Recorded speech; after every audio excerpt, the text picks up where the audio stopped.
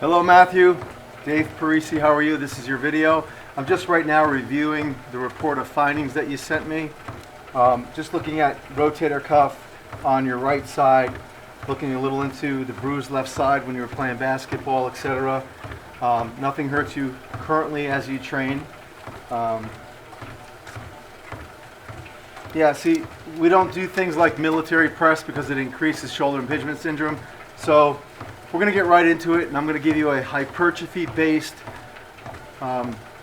modality. These designs are strictly for muscle building only.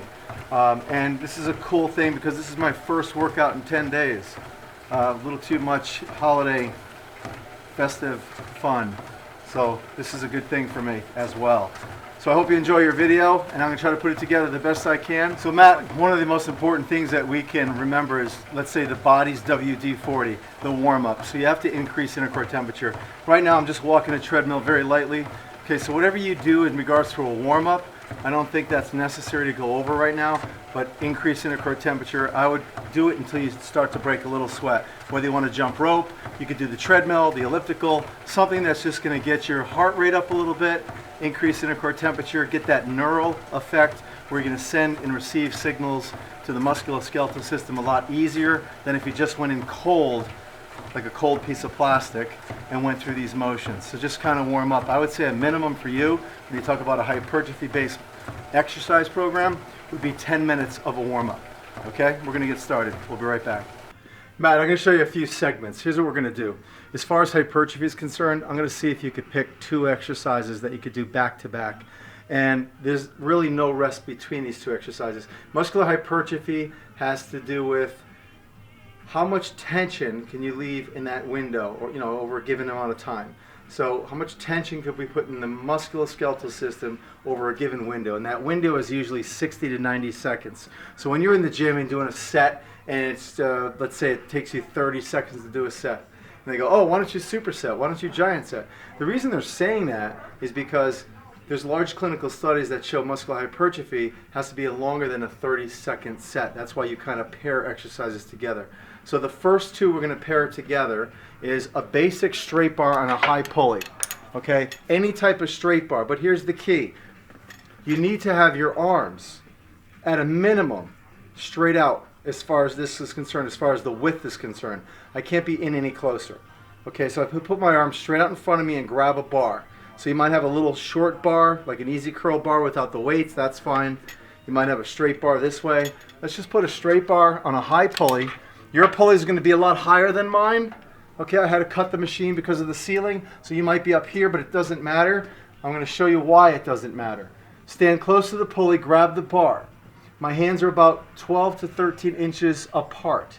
I'm going to walk back slightly, only until the weights come off the stack, and there's my starting position. Look at water running down my arm from my shoulder. Okay? I can't come up here. I'm starting here, so it really doesn't matter in regards to the weight stack and the height of the pulley. I'm going to have my feet in a squat stance, a little wider, about hip width. I'm going to have my wrist straight. This is incorrect. Straighten the wrist out. Drive the bar down, down, depression, half circle, depress, depress, and hold.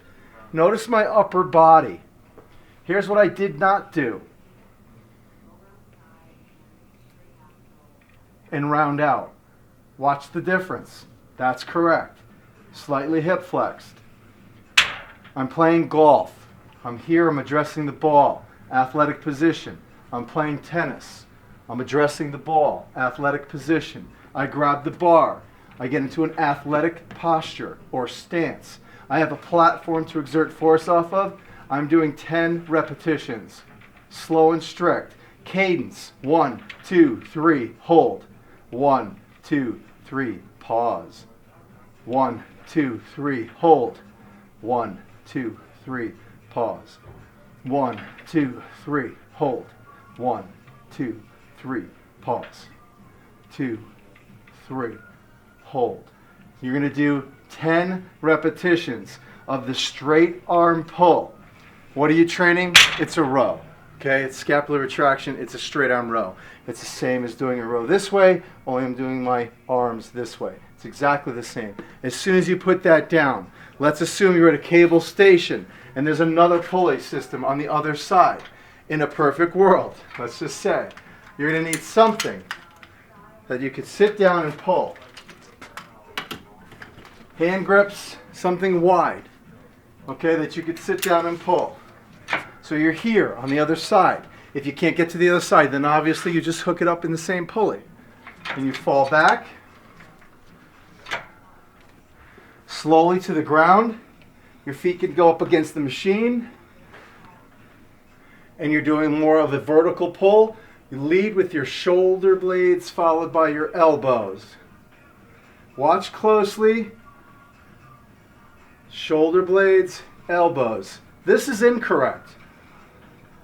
Pull. Pull. That's incorrect. Watch the difference. The weight stack starts to lift before my elbows bend, which initiates the scapula or the shoulder blade to depress, okay, based on via where the attachments are, the origin and insertion of the latissimus. You start to initiate the pull by drawing your shoulder blades down, followed by your elbows. Look at the position of my arms, my wrists. I'm sitting tall. This is incorrect. This is incorrect. Just shoulder blades, elbows, hold. 10 repetitions. Shoulder blades, elbows, hold. Series of 10. Use the load in your favor. Use the load in your favor to get up. Rest. Turn around. Again, are you switching the straight bar? You're going to go right into it. Grab the bar. You've rested. That's a double set now. So you're going to rest maybe 30 to 60 seconds tops. Catch your breath. Back into it. Hold the position. Hold. Now, I can't judge your weights. What I'd like you to do is you have to pick a load. You have to pick a resistance. That's going to be extremely challenging for 10 reps. What does that mean? That means at no time can you ever sacrifice your form, your body position. At no time are you leaning back. At no time do you have to put your body into it. At no time do you drop your chin and drop your sternum and deviate from the goal. Every single repetition has to be smooth, controlled, under your active control, coordinated, and around rep 8 or rep 9, it's very difficult. You come right into this. You sit. Shoulder blades, elbows, hold. Hold. I want you to move this slow.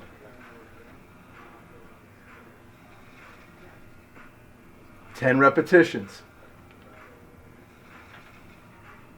Use your weight in your favor. So I just did 4 sets. I'm going to rest.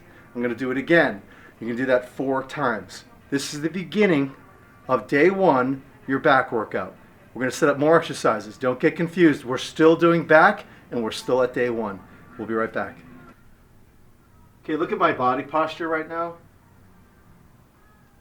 So what I just did was a deadlift, right? Okay. If you do studies on the facet joints of the spine, as it goes from the lumbar or coccyx region all the way up to the cervical spine, I'm tall.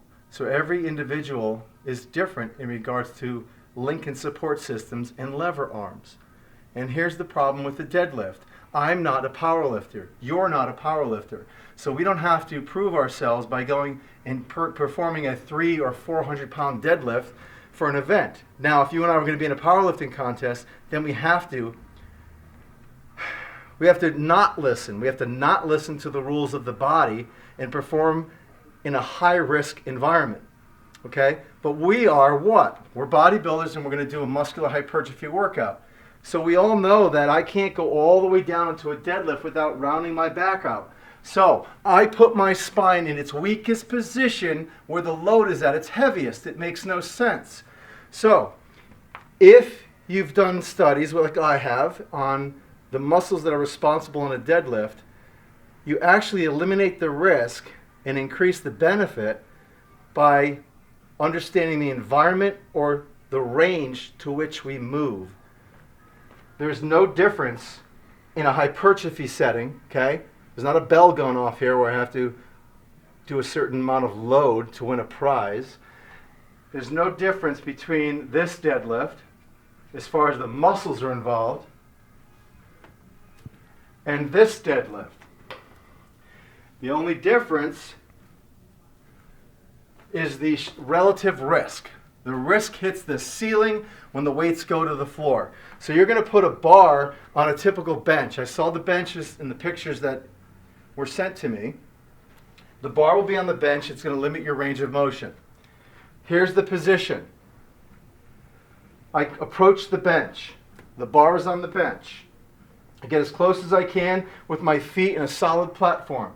I'm going to learn how to bend and stand. Bend and stand. So I'm triple flexed. I flex at the ankle, the knee, and the hip. I bend and flex. Look at my back. It never rounds out. It stays straight. It'll never round out. It'll stay straight. So I lift, hold. I don't hyperextend. You're laughing right now. This is what you see in the gym. This. Okay? It's not about hyperextension. We want to stand with load. This is a single exercise. And here's what we're going to do. 2 exercises back to back. And there's a big reason why we're going to incorporate these two. I'm going to have you do a spinal flexion move along with the deadlift. So here we are, setting our weights properly using collars. Please use collars. Okay, I've seen these things slip, and I've seen wrists turn, and I've seen elbows strain just from this one move. Get in your position. Where should your hands be? Carrying angle. Here I am naturally, and I just reach down. I don't adjust. Here I am naturally, and I just reach down. Very simple. Every anatomical position is specific to an individual's lever arm and link and support system. So here I am. Here's the position, starting position, strong position, solid position. I stand with the load, and that's it. And then I tap. And I tap. And I bend my legs. 3, 4, 5, 6, 7, 8, 9, 10. I drop the weight, literally. Okay? Either way, it doesn't matter. Go right onto the bench. Here. Feet are up. Hold this position. Hold it tight as you can. It doesn't matter which way you want to go. You can walk around this way, lay down, feet are up. Give me one motion of spinal flexion. Hold it. 10 to 15 seconds. As tight as you can. Do not let it open. Just hold it. Rock and roll. Come up. Turn. Strong platform to exert force off of. Natural grab. Straight, strong, pull. Do not hyperextend. Tap.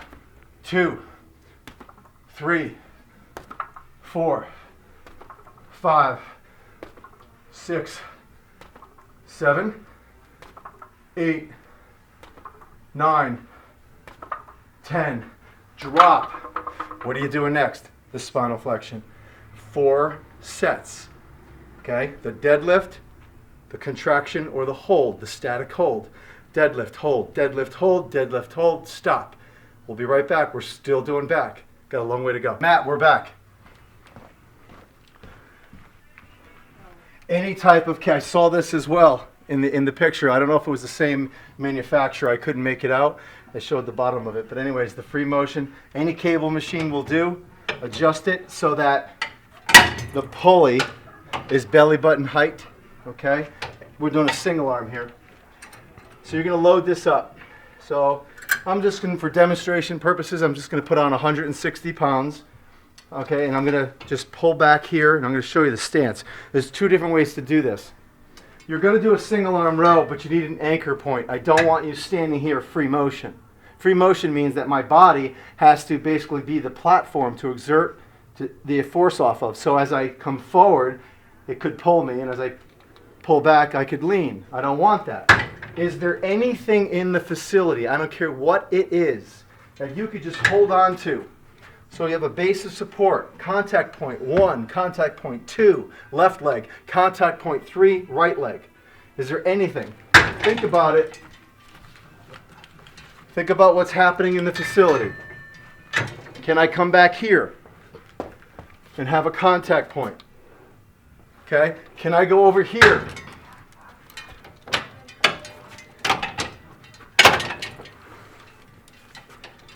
And have a contact point? Okay? So let's say we use this. Something, put your hand on something, a full contact point. All right, what I want to do is that arm that's in motion, that same leg forward. You're going to stand tall. Remember, the pulley is belt buckle height. Standing tall, drive your shoulder blade back first. Bring it to neutral. Drive your shoulder blade back. Bring it to neutral. Why did I do that? Because I don't want you to do this. I do not want you to pull. Sounds ridiculous, right? I do not want you to pull. Elbow flexion. What I'm trying to do is neurologically stimulate the muscles that are actually working to retract your shoulder blade on a horizontal plane. It's called a row. And the whole way a row works with the human body is it wants to draw the shoulder blade back, followed by a downward, see what I just did? A downward rotation of the humerus. So it looks like this. In stages like a robot, just for a second. 1, 2, 3. Draw down. Draw down. Draw down. Draw down. Draw down. Draw down. So here I am with a contact point and an anchor, right hand, leg, and what I'm trying to accomplish here is drawing my shoulder blade back, followed by my elbow, and I'm going to do 10 reps really slow, heaviest load as I can. That might not be working for you, so maybe you're going to get down on one knee. Okay? Now you have a solid foundation, and you do the same exact exercise. Maybe you prefer this. Depends on the environment. Little towel on the ground, whatever you want to use. But the bottom line is, when we do this exercise, you're doing non-stop 4 sets on each side. You're going to go as heavy as you possibly can. And when you finish a set, a full set would be right, left. Don't hesitate to bring up a couple plates every set. Don't hesitate to bring it up a couple plates every set. Maybe you get 8 this time.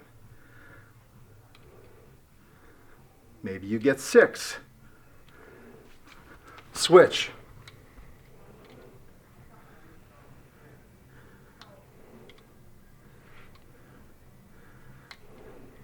You come up. You bring it up another plate. So whether you're standing, single, right side, left side, right side, left side, right side, left side, right side, left side. 4 sets, non-stop. You might take a 3-second break to change the plate. Remember, you're working your right side bilateral, your left side is resting. We'll be right back. This is our anatomical position. This is the last and final exercise for back, 4 sets. This is our anatomical position right here. You see this in a lot of the musculoskeletal charts. As I flex naturally, and as I turn is the strongest position in the human body for a pull. The human body was not meant to do a pull-up like you see traditionally, the basic pull-up, straight bar. You and I invented the straight bar, decided to grab it and pull our chin over it or pull it behind the neck. We invented that. We didn't realize how the fibers ran along with the humerus, where they attached, etc. Without boring you with all this, you have a straight bar. You've probably seen these circle bars somewhere. Small in that anatomical angle. See that? They're anatomically as wide as I need them. Some swivel, some don't. Maybe they don't swivel. If you look up here, I don't think you'll have this bar, but the bottom line is, look at the grips. They're all in the anatomical angle. They're all here. So you need to pick something that's close like this with your palms facing each other. If you don't have that, you could hook up a straight bar to a pulley. I'm going to use you in a fixed environment because we're going to become a fixator, so you put more regional emphasis in the back by fixing your body and shutting off anything that's responsible for stability. Okay, so everything, the neutralizers, stabilizers, everything's shut off, and you're going to get more force from the prime mover. So this is the real deal. And I saved the hardest exercise for last. You could ask me on the phone why I do that. So the bottom line in all this is, if you want to hook up a straight bar, because you don't have anything else like that, you can actually make your own anatomically correct position. So when you're in there in the pulley, you have your hand grips. Here's what it would look like if you just want to use the hand grips. You might have an easy curl bar you could put up that has the bends, and the bends will hold those grips together. So just assume when you look at this that this is a straight bar going across. You put two pulleys here. Or just say to yourself, no, I do have a bar like that I can use. But I'm showing you for demonstration purposes. You're going to do 4 sets. I want you to watch me from the side. I want you to go back. I do not want you to sit underneath that pulley. I want you to go back as far as you possibly can in the seat. If you want, make it look ridiculous. You could hang off the seat a little bit. The roller pad on your seats will just about keep you down. Maybe your feet are against where the weight stacks are in front of you. But the bottom line in all this is, you're going to draw the shoulder blades down just like before, hold, and come up slowly. Same thing you were doing seated in the beginning. Shoulder blades, hold. Here's incorrect. Ready? Everybody tries to do this. They either rock, which is incorrect because now you're doing a row, not a vertical pull. They drop the sternum. It's really heavy, and they start to drop the sternum, which would be incorrect because now you're asking the rectus abdominis to help facilitate the load. I draw my shoulder blades down, I pull, and I hold.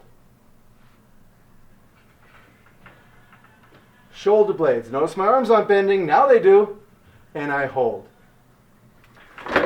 One really important factor. As I pull, this part of my arm, if you had a Sharpie, a marker, and drew a line from this arm, it would be directly into the cable. You would not see anything but a straight line. So if you see anything bend, in other words, you're pulling and the arms go down. You've seen that too. You pull and the arms go down. That would be incorrect because you got a load going this way and you got a pulley that's up here. So you want to always be in direct opposition the way the fibers go. So this particular exercise, fixed, seated, in an anatomically correct position, 4 sets, never over 10, 6, 7, 8, 9, 10. It's all good. And that's the back workout, but we're going to incorporate more. We're still day 1. Be right back. If you want to incorporate, I'm sure you might have a TRX laying around somewhere in the facility. So if you want to incorporate at the very end, a couple TRX rows, it's not going to hurt. If you feel like you want to do some more. I always have these extra exercises, these, I could just call them fillers or active rests that I throw into the workout pattern. So, obviously if you want to, you can just do that same row position And it's the same thing. It's not just pull, it is draw shoulder blades. Okay, the shoulder blades back, followed by the elbow. Shoulder blades, followed by the elbow, and you can do these slow and controlled movements. Little drop when I start to fatigue. Come back up so I could use a little lower body.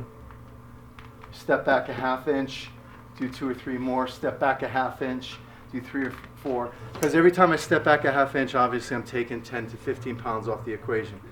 So here's what we're going to do now. As soon as you finish your back workout, I'm going to have you go right to the ground.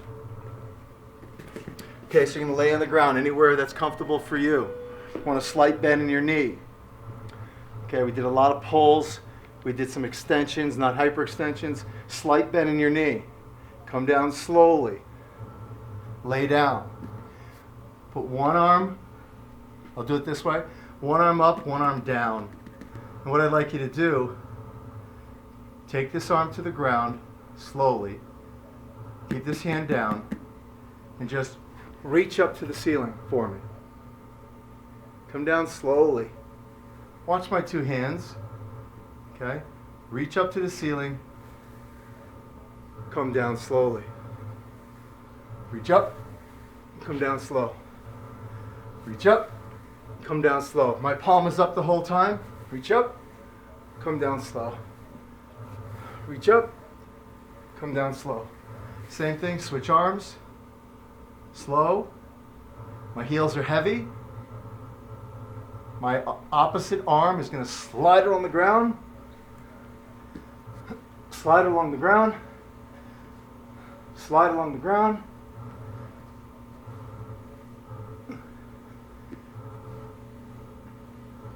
Relax.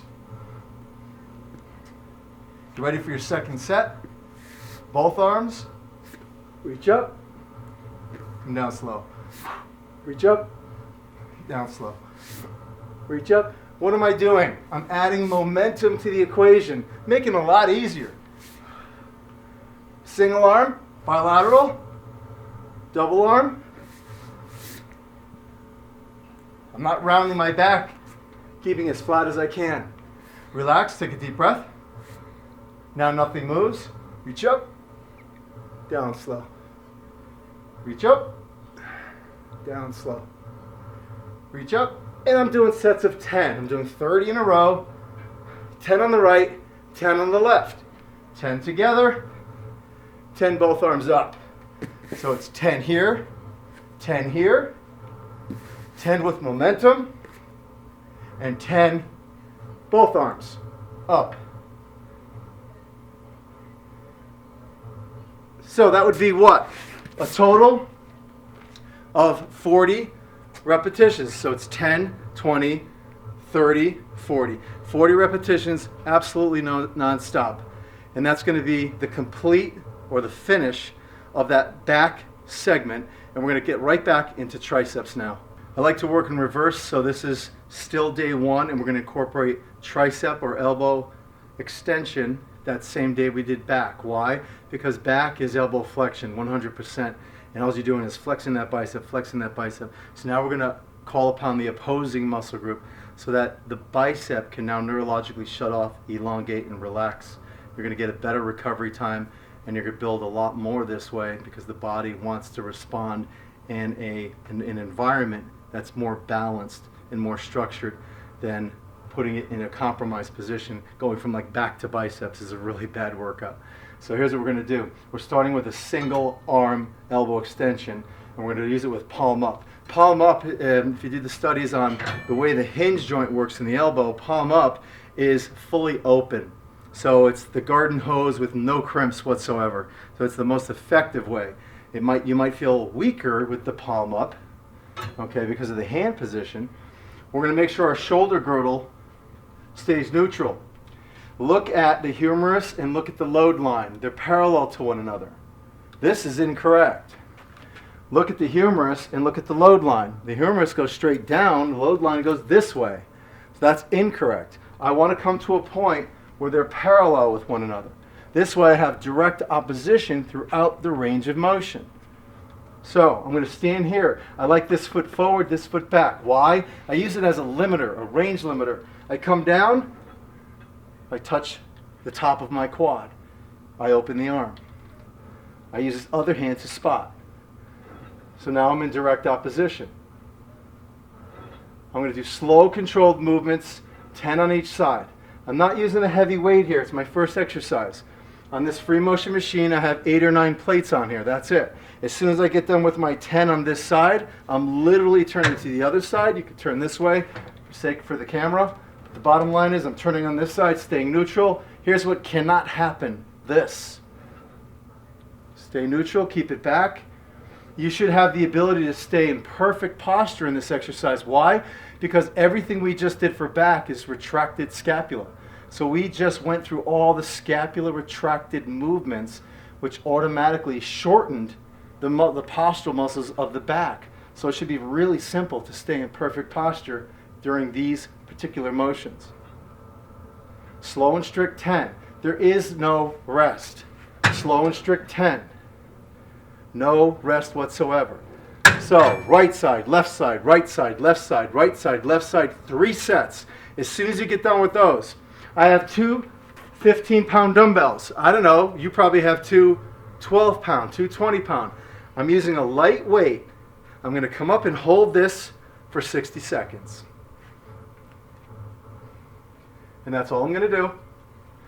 Don't even think about this as being an exercise. This is a corrective conditioning move. What did we just do? Elbow extension, right? Shorten the tricep. What are we doing now?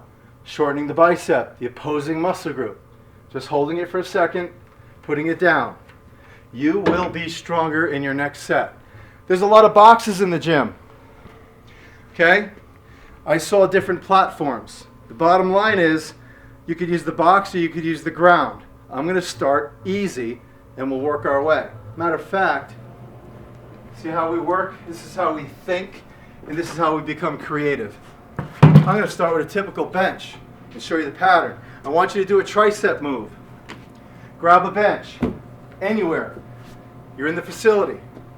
Put your hands this far apart because you're doing a tricep press. Think of that close grip bench press. Here you are on the bench. I drop down into that tricep position, straight up. 1, 2, 3, 4, 5, 6, 7, 8, 9, 10. That's way too easy for you. So we're going to grab one of those boxes and we're going to be gravity induced. We're going to be closer to the floor. So now you're here.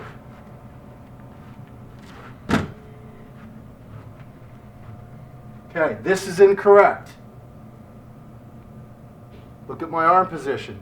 I need to be, watch the difference now, follow me.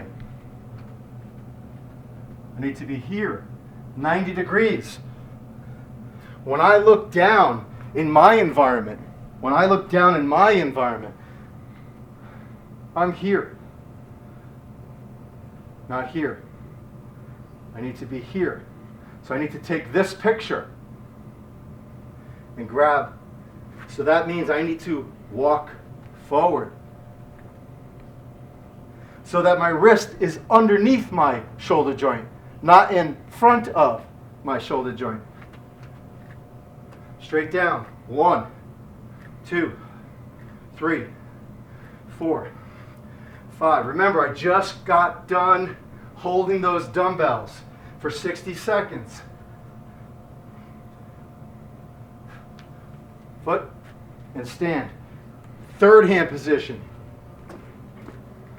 Could obviously be right on the ground. So, you might just do tricep presses right on the ground. Maybe you're using a bar. Maybe you grab 2 dumbbells. I'm trying to get you to be a little more creative in your workouts. I didn't see this in the video, but Trigger, this is for myofascial release. Trigger makes a long one, which I use consistently in my workouts.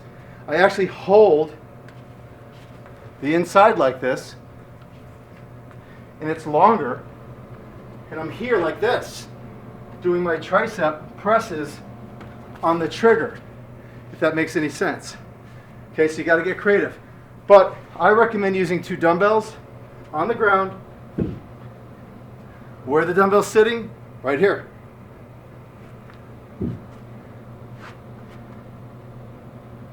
Press.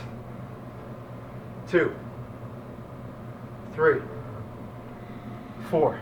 Let's assume you're burning out. Watch what I do with my positioning. Watch carefully on my knees now. Here I am. I just dropped the knees. And I continue. Do you notice my butt did not go in the air? It's not this. This is what you see in the gym. It's here. So all you see is the knee drop. The knee drop. So I'm here. Press. Press.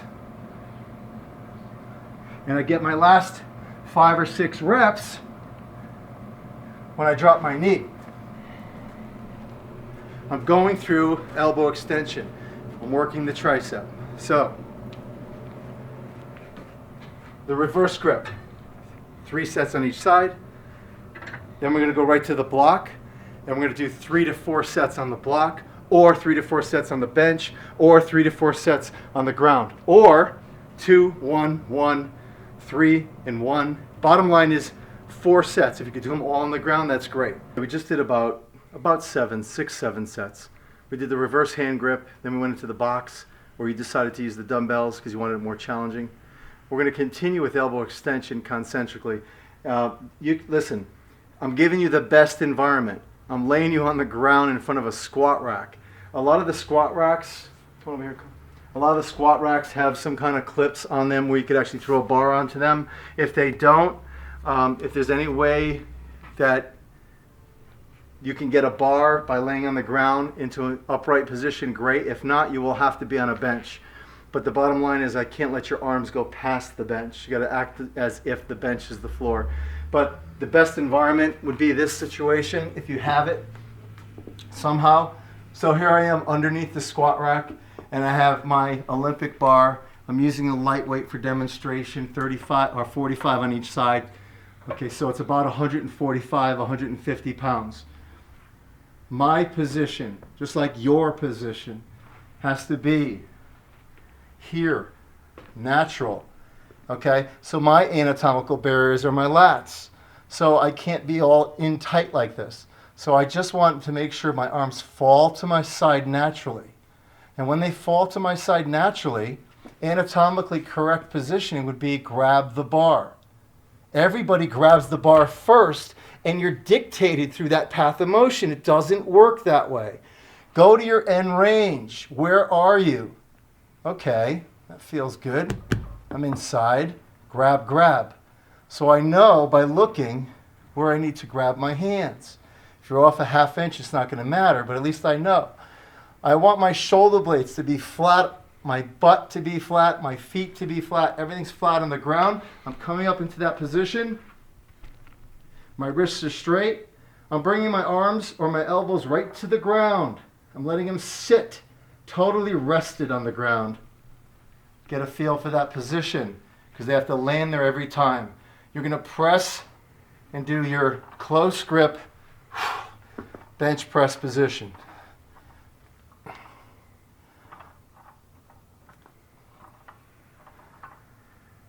And that's it. You're going to do a set of 10. As soon as you put that 10 down, literally put that down, rock and roll, use your leg, momentum. I want you to come right down to a cable machine. I do not care what cable machine you use, high pulley. It's already set up, maybe you have to set it up. It's okay if you rest a little bit. Okay, so you grab the rope, you have the pulley, you're going to do these back to back. You start in this position, right here. Again, this is incorrect. You don't want to do stuff like this. This is just pulling me forward. Be in opposition. If the pulley's not high enough, you could go down here, down onto your knees. If it is high enough, then obviously we stand. Straight down to your side. I have to use a long rope. The black ropes you see at the gym are too short. They'd be about here. So I'd be holding like this, and I'd have to do that little funky move with the wrist. Hopefully you have a longer rope. I'm hoping you have ropes like this.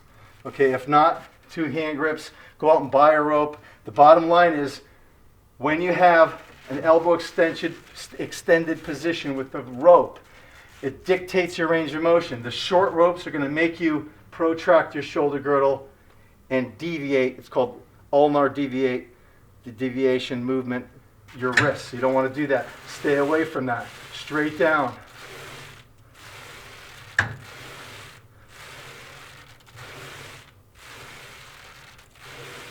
Ten repetitions, slow. There's different positions you could be in without changing anything. I'm not protracted. My shoulders are still back. This is protracted. I'm still retracted back. I'm depressing down. I'm still in opposition to the cable. My body's straight. I'm not rounded.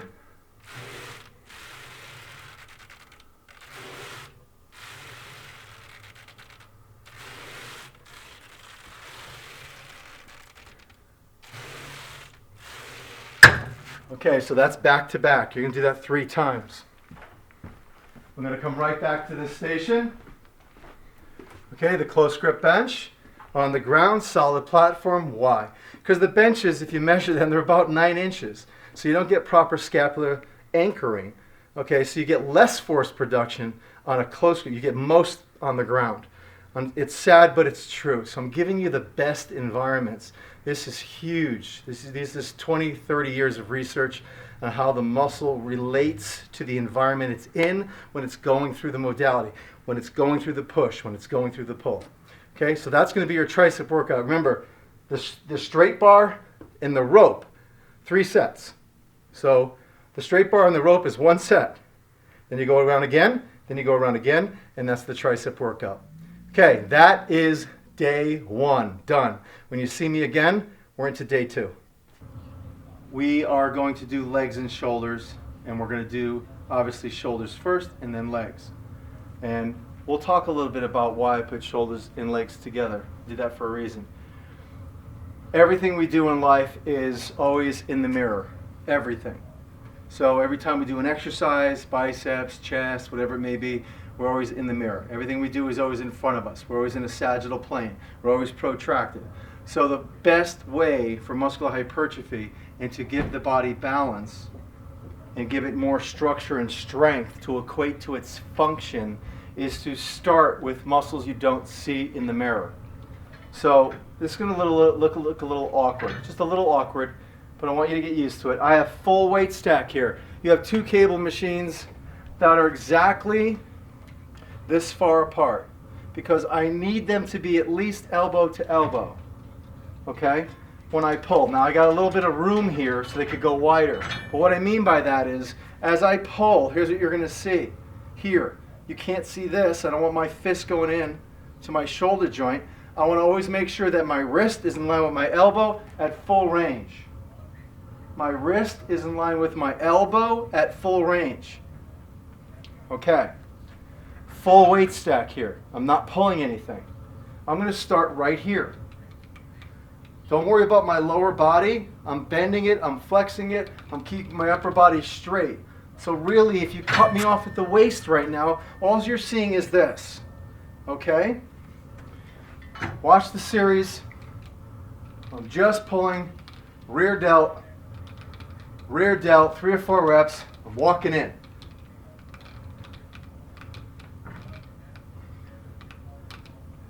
I'm walking in. Walking in.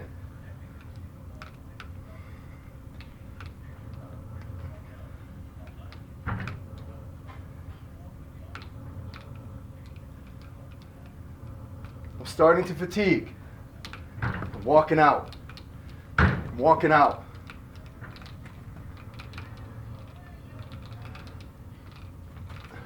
First exercise, don't get confused. Bringing these pulleys up immediately. Lightening the weight.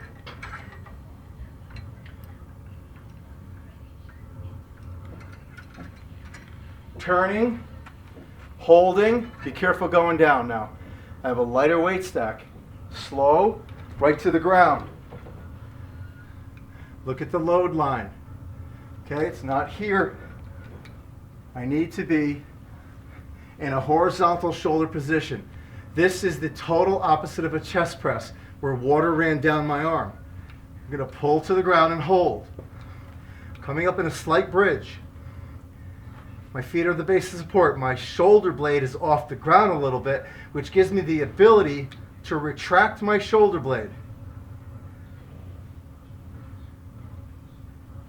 So I get a better articulation because I'm not so fixed on the ground.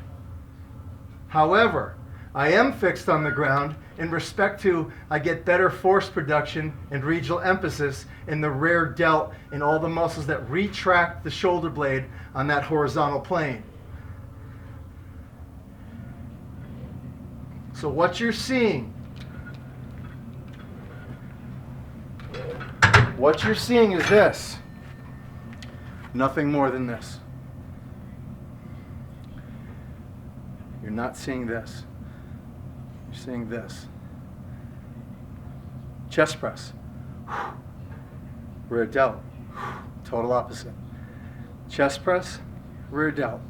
Just make sure when you pull, this never happens.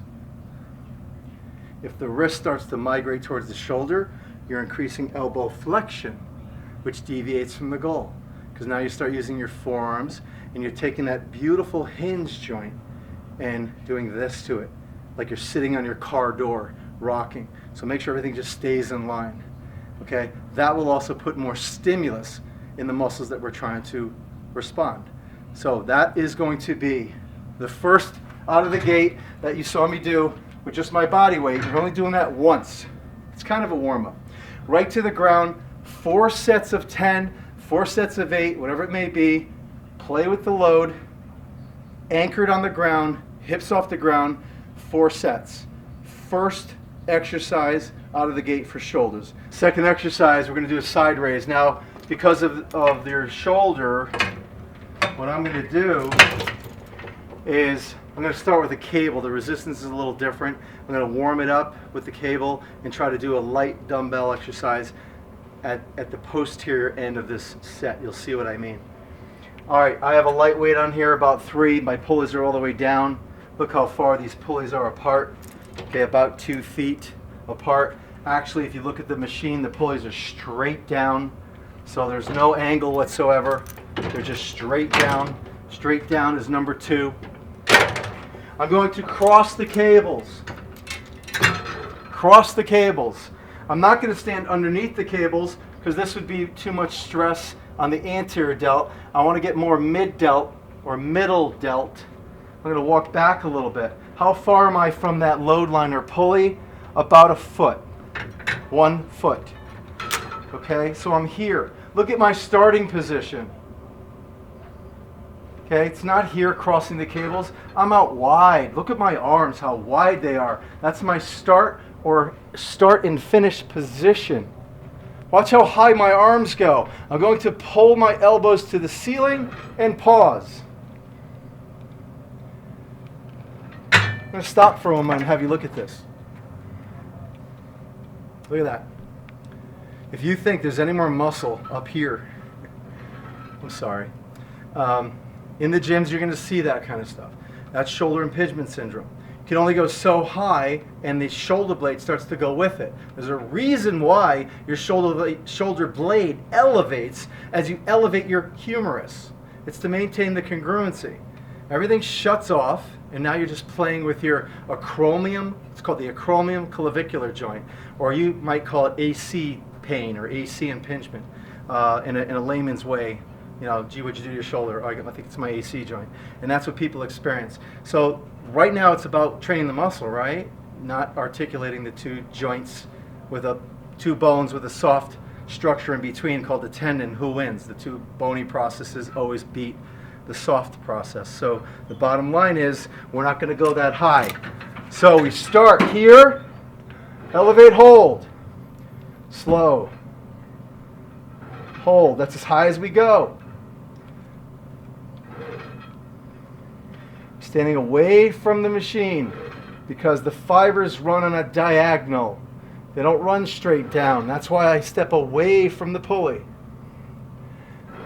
Okay, so after I do 5 or 6 reps here, I start to fatigue without sacrificing form. I get one more repetition. I put them down. I immediately, without hesitation, grab 2 dumbbells in a seated position. If you can't be in a seated position near that machine, then obviously do standing. If you can't be in a standing position and you have the ability just to kneel somewhere, that's fine too. But let's just go through the motion. Starting position, finish position. Look at that range. You're laughing right now. There's nothing going on. I'm about a good 7 inches from my side. It's not this. It's not this. There's nothing going on here. I'm starting here, finishing, finishing, finishing. Okay, I stop so water can still run down my arm. Water still runs down my arm.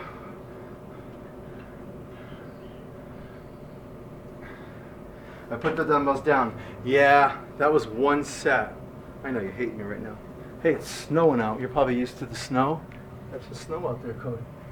Okay, so here's what we're going to do. That was 1 set. We're going to do it 3 times. So you go right back into it. Sideways cable, right to the dumbbell. This is 15 pounds. It was a little heavy. Maybe you use 8. Maybe you use 10. Remember, very hard, jagged pill to swallow. Your body does not see numbers. It feels load. So when your buddy next to you says, you're only using 15. Say, yeah, I'm using 15.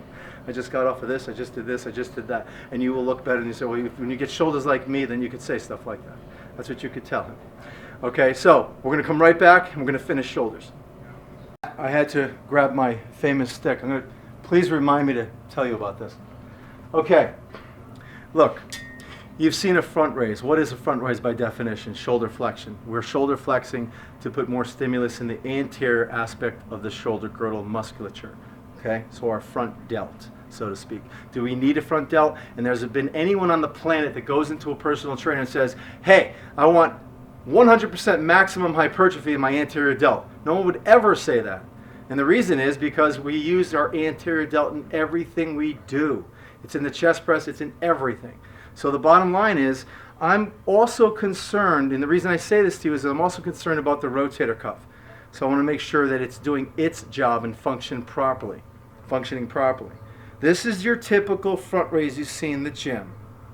Your palm is down.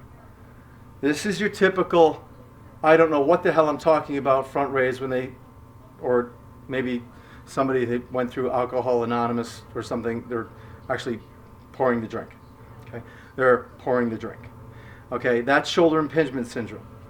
Okay, the way the anterior delt functions is in our carrying angle. It's the same thing. Let me explain. This is a side. This is a front. This is in between. Okay, our body was designed not to do this. Okay, it was designed to do this and this. Okay, it wasn't meant to take load in this position. You and I invented the front raise. Okay, we won't get into exactly what a front raise, how it came to play, but it's a little comical on how it got started. So here's what we're going to do.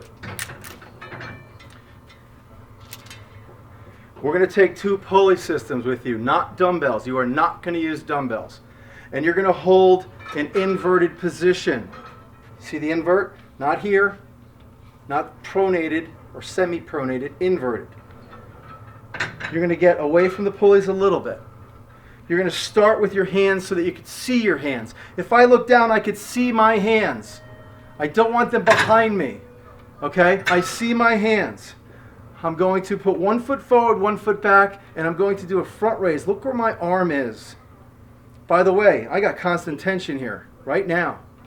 Okay, right now. I'm going to hold, lift, hold, and I'm only lifting to the point where water can run down my arm. You know what I mean by that? Look. Water runs down my arm at full range. Water cannot run down my arm at full range here, but it can here. Okay, so we're going to do that. And it looks like this. 1, 2, slow. 3. Now, you feel great. You feel awesome. So you decide to do them together. Lean forward a little. And you feel fine. Everything is fine. And you're fatiguing. So now you go single. And single. And you pump one more out. Single. And you drop. Okay? That's your front raise. Why are we doing this last? Okay? And the reason is because I want to make sure that we put as much emphasis and as much concentration as we can, stimulus, in the muscles we don't see in the mirror. I don't even like front raises. I'm giving them to you. I want to see if they're okay. If it doesn't hurt your shoulder, keep in that range. Make sure you come out in that V position, not here. You're here. Okay? By definition, if you look up for physical therapy, it's called scaption. Okay? S-C-A-P-T-I-O-N. Scaption. And that's the position you need to be when you do a front raise. And you're only going to do 3 sets, 8 to 10 of the front raise. That's your shoulder workout. And now, again, this is day 2, and we're about to go into legs.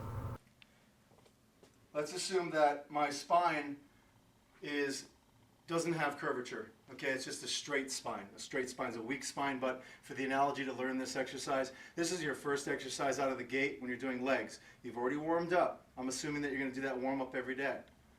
If I forward flex here, nothing moves. This is going to be the ability to assess how flexible you are in regards to the hamstrings.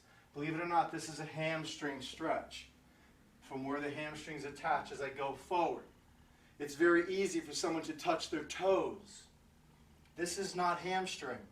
This is spinal flexion, my back rounded. There's no hamstrings involved. The hamstrings shut off now and act as a stabilizer mechanism. They fire and contract to balance you. Okay? So the old school touch your toes has nothing to do with your hamstrings. Zero. Okay? That was from Canada, the military, testing, and all that stuff. This is a true hamstring. Right there, boom, can't go any farther. I'm feeling a serious pull. If I throw my back into it, I could easily touch my toes. So, the exercise we're going to do is a straight-legged deadlift. I hate the name, okay? What do you call it, like a live lift, something that has more a positive connotation. Listen, you're here, shoulder blades back. Hold the 2 dumbbells. I slowly start to come forward. There's a bolt running through my hip. That's about as far as I can go. Never let that happen. Keep it flat. Never let this happen. Keep it flat. Come up. 1. Feel the stretch. 2. Feel the stretch. 3. The dude in the gym, he's looking at the mirror. He comes down. And he has to see himself in the mirror. And he has to see himself in the mirror. So that's like us all day standing like this. Keep your neck neutral. Straight-legged deadlift, nice and slow. 10 repetitions. At the top end, slow motion. Draw. Slow. Feel the stretch. Draw. Slow. Like a little spring, Mike, little spring here. Draw. Last rep. Foot back. Get closer to the ground. Drop the dumbbells. How far should the feet be for your platform to exert the force off of, or to give you that stable base so you can increase force production to utilize this environment properly? Your feet should be as wide as the dumbbell. Look. Put the 2 dumbbells on the floor. Put your feet in the center of the hand grip area, and that's how you know you're in the right position. The manufacturer finally did something right. So we're right here, okay? Now, don't pick them up in that position, obviously. Get in a position where you're strong, where you can pick these up. Remember the analogy here? You won't feel anything here. 0. There's nothing there at all, okay? So pick up your dumbbells and go right into your first repetition. Now, as soon as you put those down, this you're going to go right into, there's a bench right near you. 2 dumbbells and a bench, any gym has it. You're going to lay on the ground, As soon as you get done with that, you're going to put your heels on a bench. 90 degrees of knee flexion. Goal is hypertrophy, okay, to gain as much muscle as humanly possible. Solid foundation, head flat. Come on up onto the bench. I want 10 reps, 2, 3, 4, 5, 6. Squeeze the glutes and hamstrings on the way up. Even though you don't see the bench moving, I am digging my heels in the bench like I want to literally pop the vinyl on the bench and pulling the bench towards me. Okay, I'm pulling it towards me and I'm digging my heels in. 9, 10. Keep those hips high. Switch, keep those hips high. Switch. You do it 4 times. Switch. Switch. Come down, turn to the side, and come up. You're going to do it 4 times. Listen. 1, 1, 2, 2, 3, 3, 4, 4. Rest. Right back. This is in the center of my ankle. When you talk about ground-based support, it's not balls of the feet, it's not heel. If a trainer ever looks at you and says, keep it through the heel, or that makes no sense. Press through the ankle. So my foot stays flat, but I'm pressing through my ankle, because that's really what it's all about. I could keep my heel, keep my ankle, and cut me off in front of the ankle, and that's really all you need. The rest is for balance. So listen, water's running down my thigh now, isn't it? See? It's not now. It's resting on my thigh. We want to keep the force production in the quadricep. We don't want it trickling through the system and going to the patella or the quadricep tendon, which runs over the kneecap and attaches here, which I told you, that tibial tuberosity. And that's what deep squats are all about. Can your patellofemoral joint, can your kneecap, maintain the load as you go below parallel? That's more ligamentous and it's more tendinous. Okay, so that came into our industry for rules of a sport. Okay, you're a power lifter. For the rules of the sport, guess what? You have to exceed the body's ability on a science level. On a biomechanical efficiency or optimal level, you have to exceed that. Take the risk, because you're going to be in a contest or some type of a show where you have to go down to a certain level. Hit your chest, hit your butt to the ground, all these things that you hear. So this is a lunge basically, a basic single leg lunge. You're coming out of the lunge, stepping forward, sternum high. Okay, listen, can't get into the technical clinical research on this. This is going to be a little different than you're used to. Watch how I lean forward. I come back and I lean forward, just a little. You're going to see a lot of guys in the gym that are doing it this way. I want you to come forward just a little bit. It's that same hip hinge that I showed you. This is in the center of my ankle. When you talk about ground-based support, it's not balls of the feet, it's not heel. If a trainer ever looks at you and says, keep it through the heel, or that makes no sense. Press through the ankle. So my foot stays flat, but I'm pressing through my ankle, because that's really what it's all about. I could keep my heel, keep my ankle, and cut me off in front of the ankle, and that's really all you need. The rest is for balance. So listen, water's running down my thigh now, isn't it? See? It's not now. It's resting on my thigh. We want to keep the force production in the quadricep. We don't want it trickling through the system and going to the patella or the quadricep tendon, which runs over the kneecap and attaches here, which I told you, that tibial tuberosity. And that's what deep squats are all about. Can your patellofemoral joint, can your kneecap, maintain the load as you go below parallel?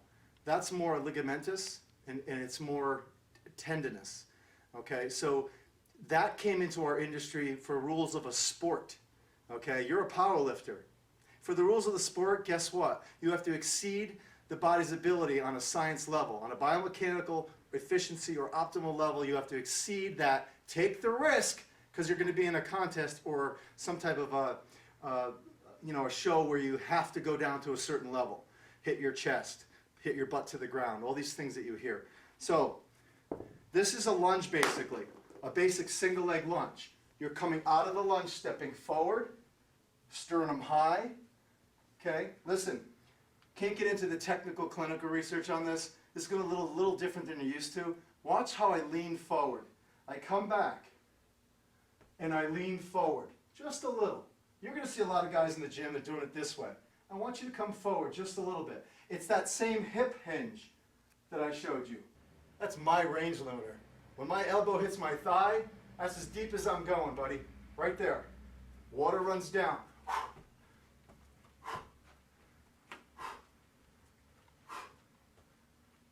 Okay? And up. Now the exercise. I'm praying that they have the hand grips. If not, just grab a 25-pound dumbbell. Okay, if they're the metal plates, old school gym, it's kind of hard to hold through the hole like that. But if they have the grip, that would be great. Listen. You just finished the straight-legged deadlifts and your heels are on the bench. Okay? Drink of water, wave to one of your buddies, and here it is. 1, 2, 3. It's a dead weight. Goes along for the arm. I can't shoulder shrug it. I don't want to bend it when I come up because I think I'm lifting a load.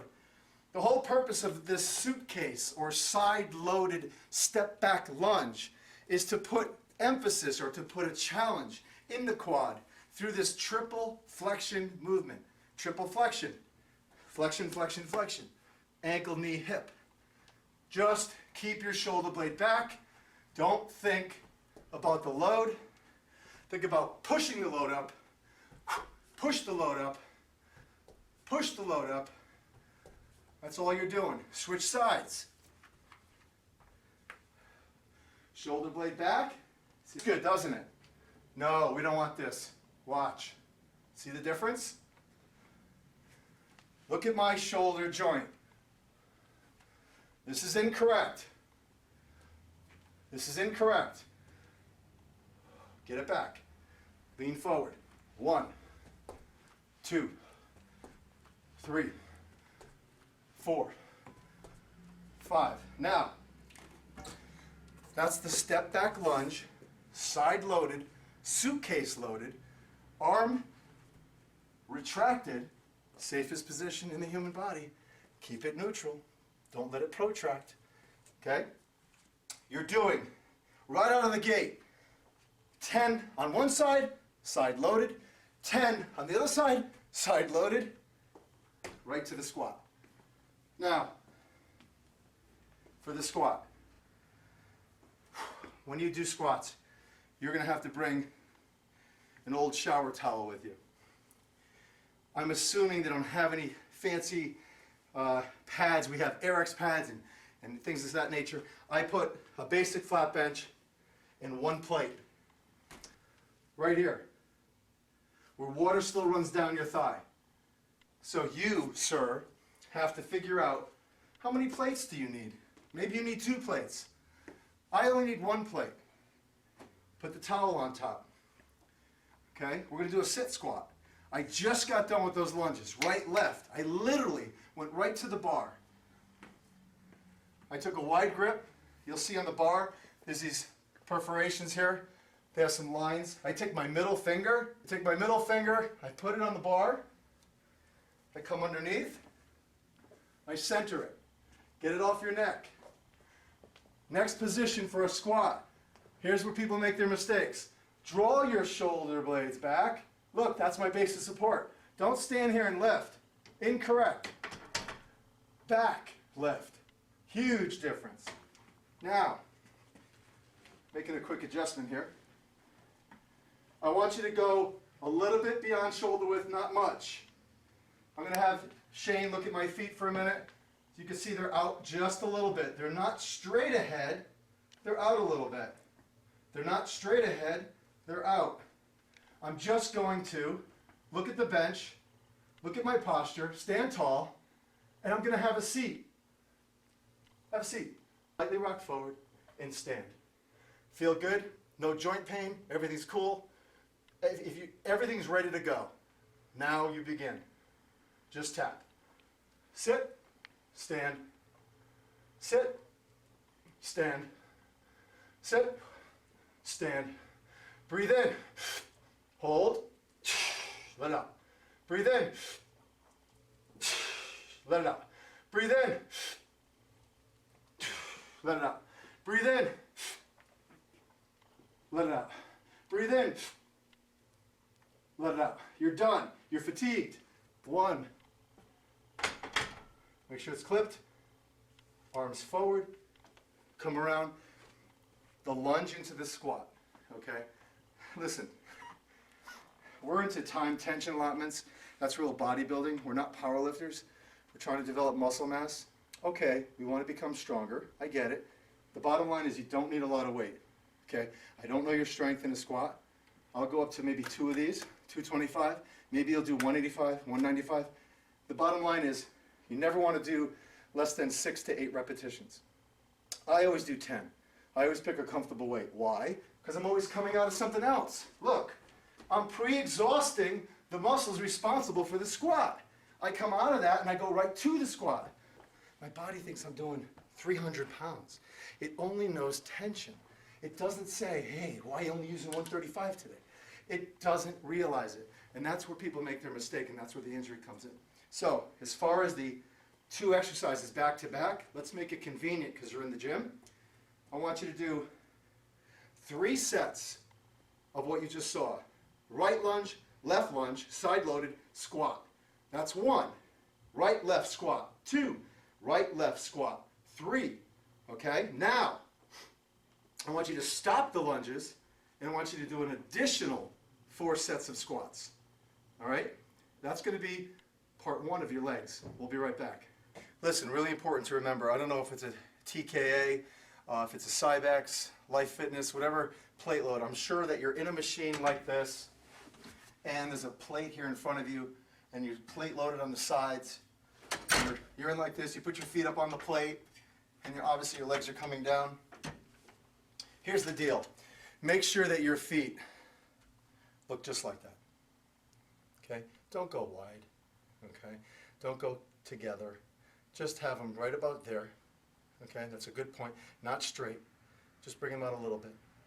Now I want you to imagine that when your feet are on that plate. When your feet are on that plate, let's say this is a piece of carpet. I'm going to draw a straight line down. And I place my feet in that position. And as I press, eccentrically, concentrically, as I come down with the weight and control the load and pause, and as I initiate the press, going back to my starting position with a slight bend in my knee, never lock your knees out, I'm going to pull the carpet apart. On a scale of 1 to 10, about a 3. So basically, I hope you understand that. My feet are here. My feet don't roll, but I put pressure where I'm trying to pull and split the carpet. Do you understand the analogy? My feet are on the plate.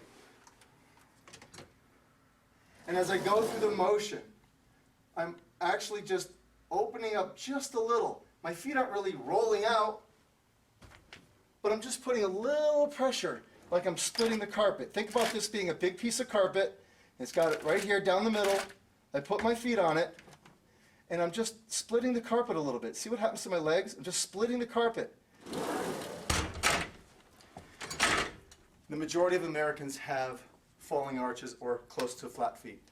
The sneakers we wear are only meant to be used for about 3 months. This is endless studies. Every 3 months you should put a marker in your sneakers, throw them away, and get new sneakers every 3 months, especially if you're wearing them on a daily basis, especially in the gym.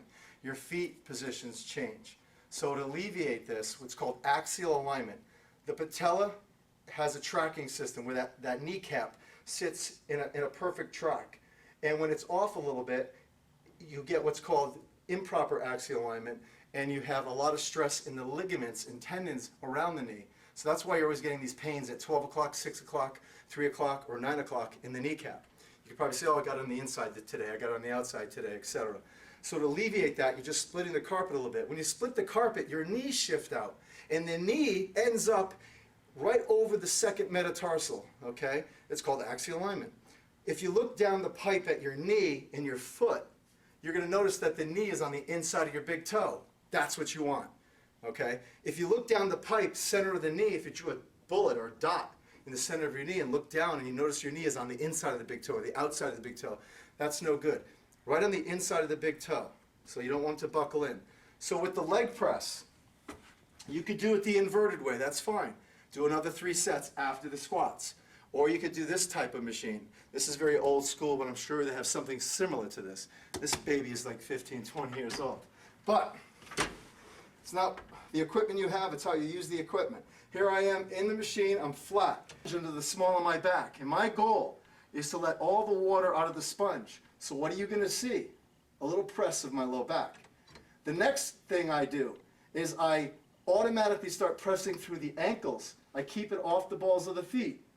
I press through the ankles, I initiate my first pull, I spread the carpet a little bit, and I press out. Nowhere near a lock. Okay, keep the emphasis. I slowly come down. As I initiate the deceleration coming down, I squeeze the water out of the sponge. I press through the ankles. I pause. I press back up to my starting position. Okay, I'm spreading the carpet consistently. I come down. I squeeze the water out of the sponge. I press through my ankles. I pause.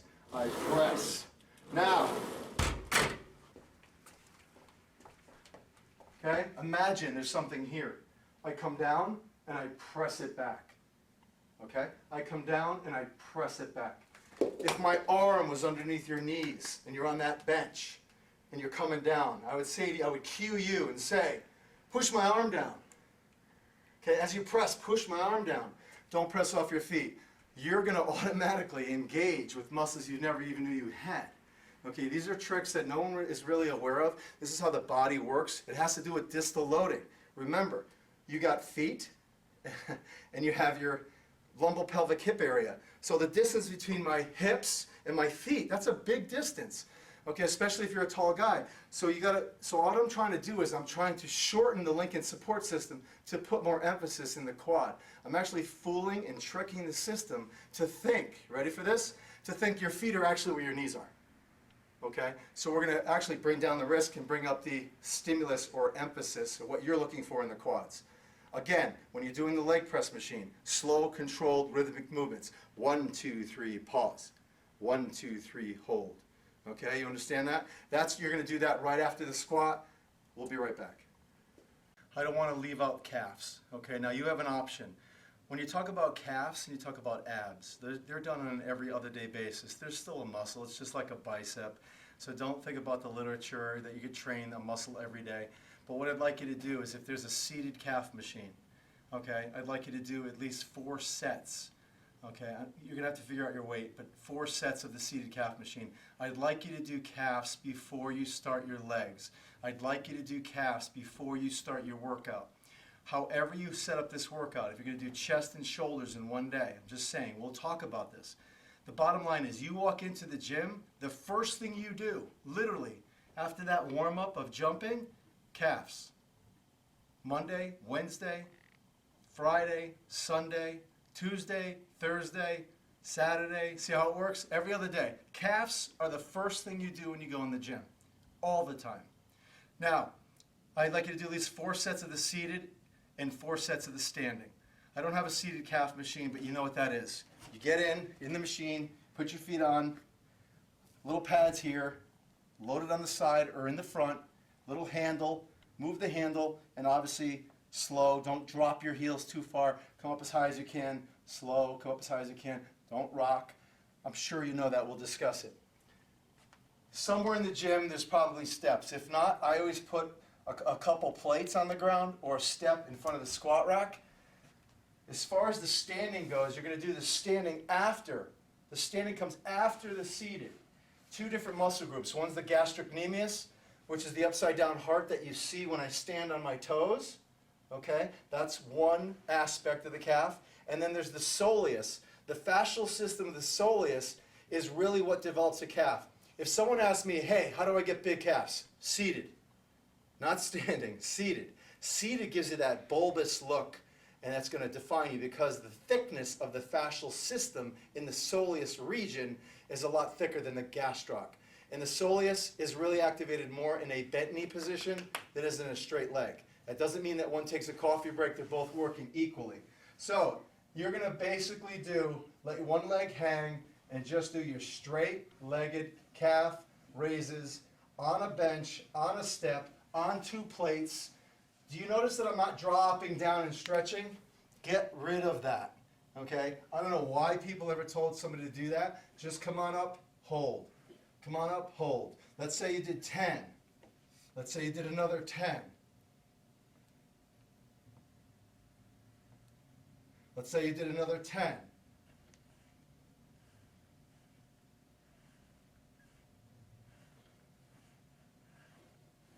Okay? Right, left, right, left, right, left, right, left. You're going to do 4 sets on each side. Right side, left side, right side, left side, right side, left side, right side, left side. You've already done 4 sets of the seated. When you're totally done with that, that's 7 sets total every other day. First thing you do when you get in the gym. Then you could do just a nice light stretch. Okay? I don't know what this is. Okay? This is somebody trying to move something. Shane, can you help me move it? Okay, so the bottom line is, here's what you're going to do. Lift your toes. Lift your toes.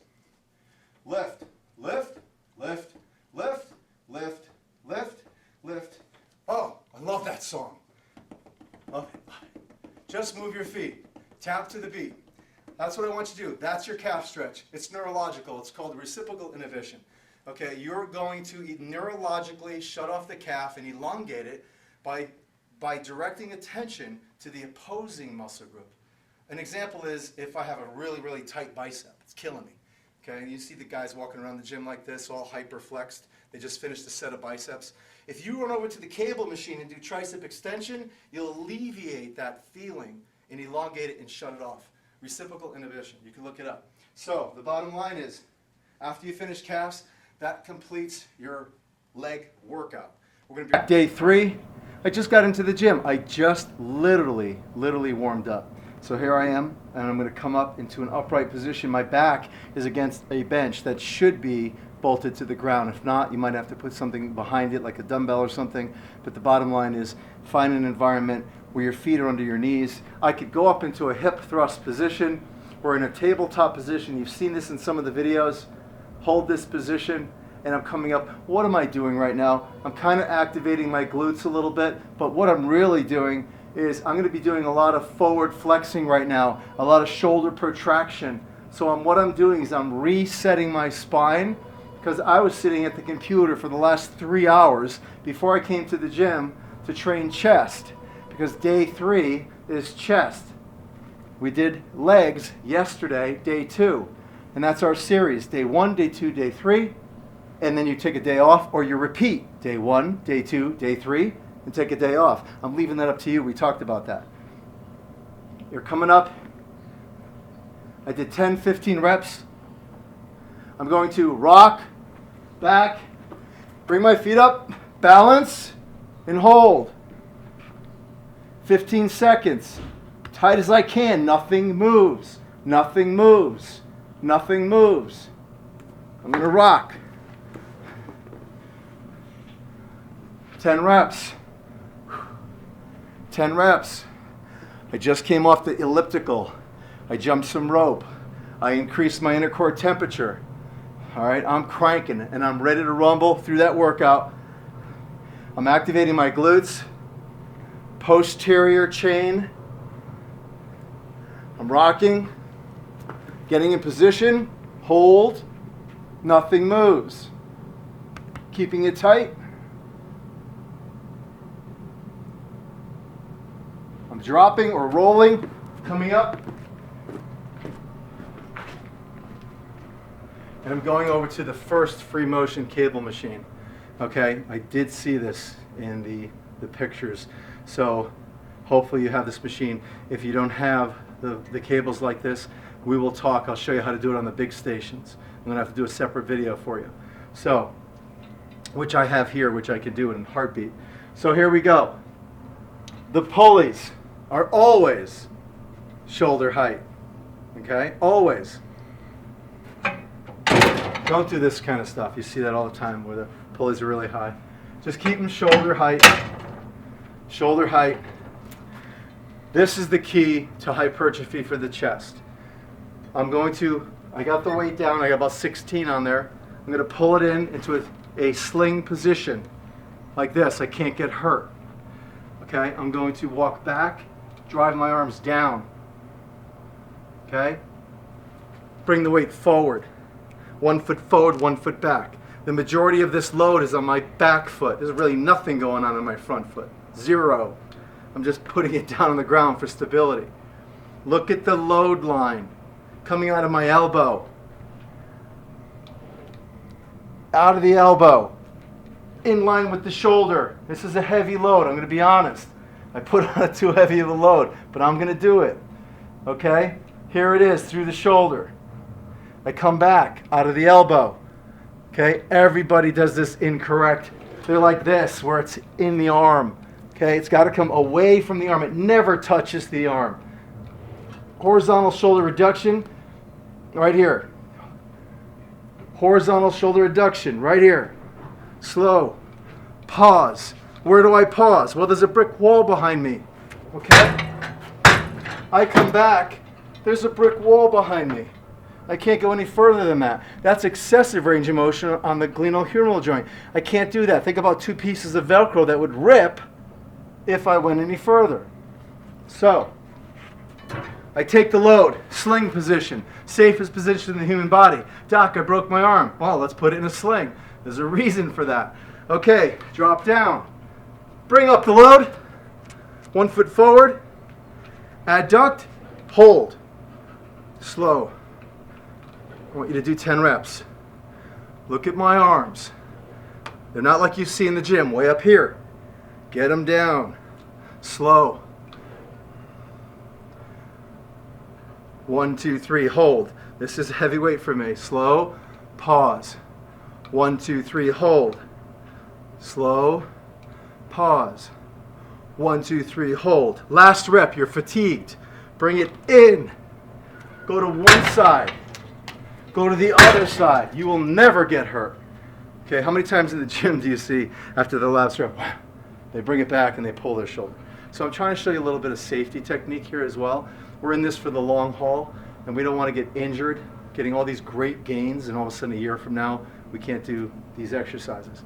So, this particular movement, I have this on 5, on 5, on 6, on 6. That's wide enough, okay? We don't want to be too wide. I promise you, you will see this at your gym. Okay, that's incorrect. You're going to have a load line pulling your humerus too far. So, as long as it's coming out of the elbow, you know it's correct. You're going to do 4 sets on this particular machine. 4 sets of 8 to 10 repetitions. We're going to show you the second chest exercise. Remember, we're on day 3. Just about to go into the other room, but you know what? I ran into a Bozu. So, I'm on this half circle ball, and I'm just going to do some very slow and controlled spinal flexion. Not like what you're probably used to seeing. Everything is rhythmic and slow. Just tightening up my abs, balancing, holding, putting stimulus in that long, flat, superficial muscle. Just balancing. Flex, flex, turning to the side, coming up, and let's go.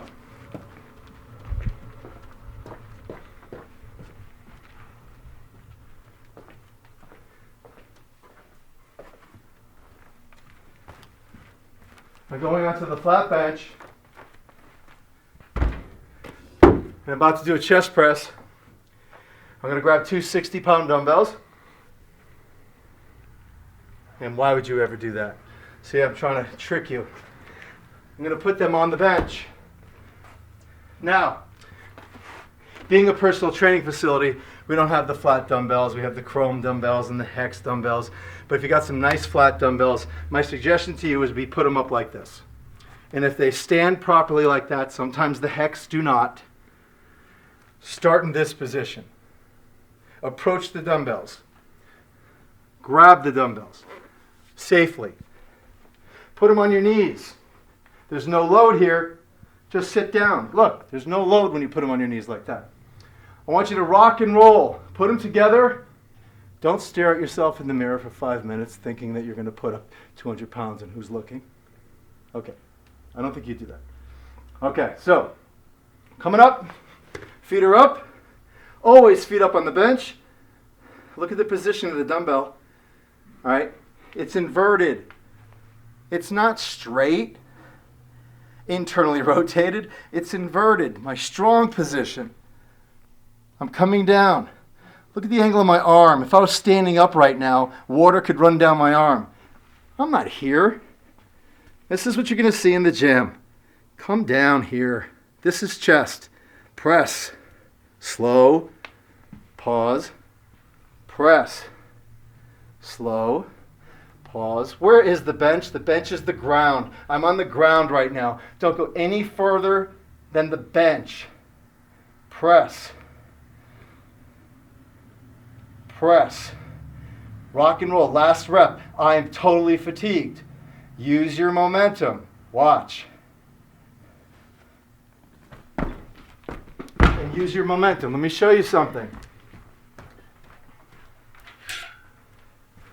This is famous, by the way. That is the floor. I'm doing a bench press. That's it, right there. I cannot go any further. Okay, let's pretend my feet are on the bench, but I can't go any further. Right there. So that's your range of motion.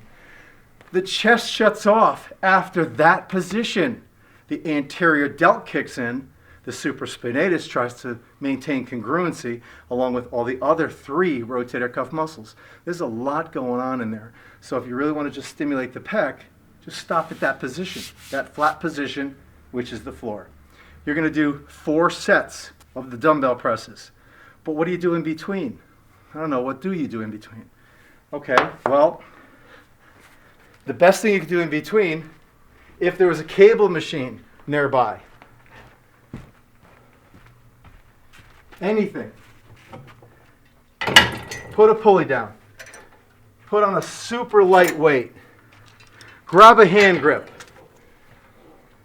and just do this. That's it. That's it.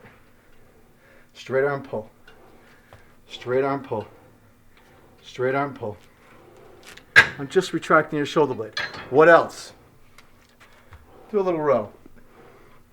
Sounds ridiculous, right? Watch how strong you are coming off the bench press and doing a couple rows or straight arm pulls in between. I go back and I do my sets. So remember, we did the cable machine first. All right, 3 to 4 sets. I'm going to leave it up to you. 3 to 4 sets here. I'm going to say it that way from now on. I hope you pick the 4. So we've done 8 sets already. And now we're going to do what you call a fly, but it's a little bit limited. I'm worried about your shoulder, and I'm worried about your rotator cuff. So what do I need to do? I need to take that in consideration, you being my client, and I need to make sure that you're in a safe environment for your shoulder, because you told me about your shoulder.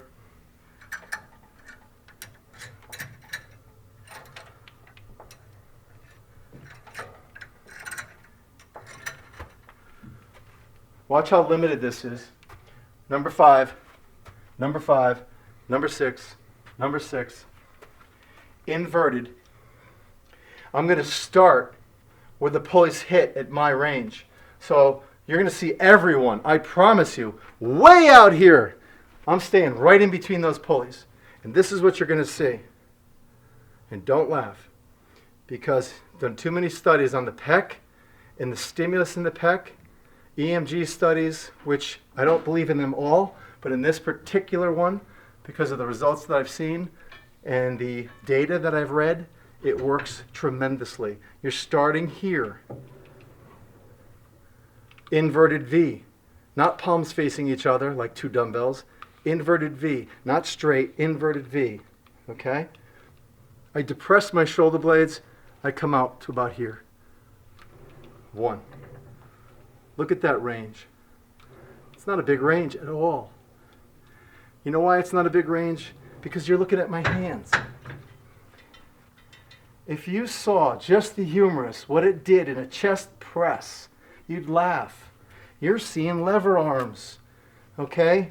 You're seeing this big lever arm, a fly. Whoa, look at that range of motion. No, there's no difference between a chest press and a fly. I just opened my arm. I hope this makes sense to you. Okay, that's all I'm doing. So this is a chest press with a little bit of a longer lever arm, and it works perfectly. Now, I don't want you to start in this position. Your shoulder joint is at its weakest and the weight's at the heaviest. Okay, I'm trying to get you to think. I did that in the beginning on purpose. Come in like this, walk back, bring it out, or bring it down and bring it up. Now you're in your strongest position and the weight is at its heaviest. That makes sense. And give me that slow, rhythmic, controlled, inverted V, limited range, adducting the shoulder girdle. When you're done, sling, side, side, ta-da, and it works perfectly. And this, you're going to do just 3 sets. Okay, I want to see how you respond to this in regards to your shoulder, especially coming off some of the presses. And that's a chest workout, and we're going to go right into biceps now. I always wondered why someone would save the lighter exercise at the end. In other words, when you go to the gym, the first exercise I do would not be the deadlift because I'm strongest. A lot of people start with a squat, they start with a deadlift. Okay, so your body doesn't see numbers, it feels load and it feels intensity. So if I start with the easiest exercises, okay, and then add as I go through the process, it gets a little more intense. That is probably the best way to work out as far as your hypertrophy response. So I'll give you an example. I do the deadlift last. My back is beat, and I do my deadlift last. Why am I saying this? Because we're about to do biceps. I'm saying this because I'm going to save the harder exercises for last so that your body doesn't know the difference, and you're going to stimulate it that much more. You're going to increase force production and increase emphasis in the region you're trying to train, like elbow flexion. So right now I'm at a cable machine, any cable machine, low pulley. It does not matter. I'm going to hit just a reasonably lightweight, 20 pounds or so. I'm standing in front of the cable, and I'm just flexing my elbow. I'm just warming up my bicep, and that's all I'm doing. Okay, so I'm going to do 10 reps on this side. Now with a cable versus a straight bar, because it's an open chain, and I can move freely throughout this range of motion, it doesn't matter if I'm pulled in this way or I'm out this way. Okay, that's a matter of preference and how do you feel. Well, you know what? I don't like being externally rotated. I get a little impingement here. So I like to be neutral or internally rotated. I feel safer. I feel stronger.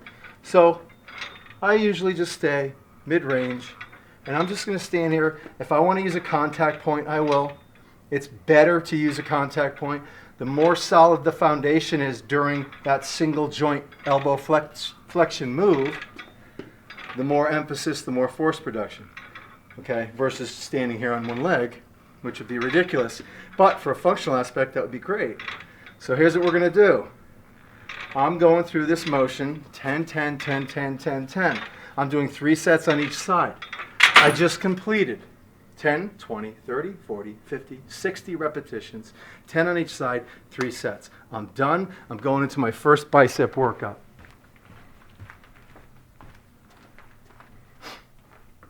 Okay, you're laughing at this right now. I'm going to take 2 dumbbells. This is different than what you're used to. And I'm going to start with the hammer curl. Okay, I am pre-exhausting muscles that are responsible for elbow flexion. Okay, so it's a little out of the box, and it works. And I'm coming up into elbow flexion, and I'm holding. Elbow flexion is 90 degrees. It's not this. That's shoulder flexion. It's what you're going to see at the gym. A lot of rocking. I want you to come over, stand on the edge, look over the cliff, bring your head up, flex. Flex. Flex. 10 repetitions. Flex. flex, 10 repetitions. As soon as you do the hammer curl, let's say that that was the introduction to your first easy curl bar. You're going to take the wide grip on the easy curl bar, and you probably are asking why. This is your natural carrying angle, the strongest position in the human body. We talked about this when we did back. I'm going to take it down here, and I'm going to flex this way. So here's your chart, and I'm flexing. I have to connect my hands to a straight bar in my carrying angle. Where's yours? How do you figure it out? You just put your hands by your side and you kind of walk in and grab, and that's your carrying angle. So on an easy curl bar, can't be here. I feel that in my elbows. Right? I'm going to have to be in my carrying angle. So I'm here. There's my carrying angle, even a little wider. Look, sometimes I'll be to the end of the bar. Depends on the person, how long are the arms. Anatomical barriers, lats. There's a lot of factors. You're standing on the edge of a cliff, you're looking down, you bring your head up. Here's what you're going to see at the gym.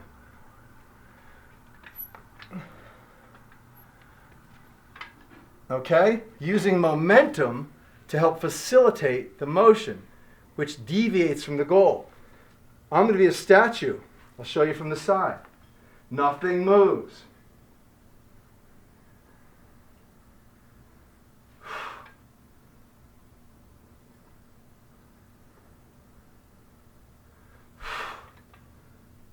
And you're saying to yourself, well, wait a minute. Wait, Dave. If I train like that and nothing moves, like literally all my joints are glued and I just see motion from the elbow, how could I ever go heavier? Sure, you can go heavier. If you can't do elbow flexion in this position without moving, you shouldn't be going heavier. Why? What's the goal? Elbow flexion. What's the muscle? Bicep. If I load this up with 50 more pounds and do this, I could do this all day. Am I really putting stimulus in the bicep? Or am I asking extraneous forces? Am I asking all these other muscle groups? It's called synergistic dominance. Am I asking for all the neighbors to kick in and help? You deviate from the goal.